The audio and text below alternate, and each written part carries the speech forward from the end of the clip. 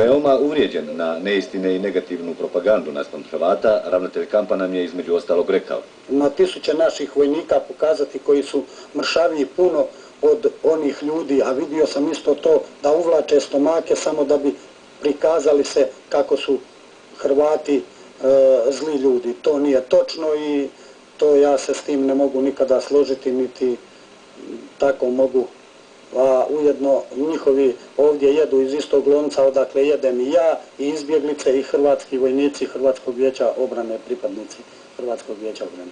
A da se uvjerimo u njegove iskaze, poveo nas je u kuhinju gdje se spremaju obroci i gdje sami uhićeni iz kuhinje voze hranu u kamp.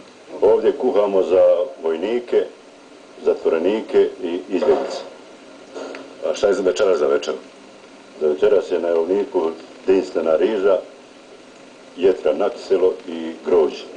Šef kuhinje nam je ponudio da i sami kušamo tek zgotovljeno jelo, na što smo rado pristali.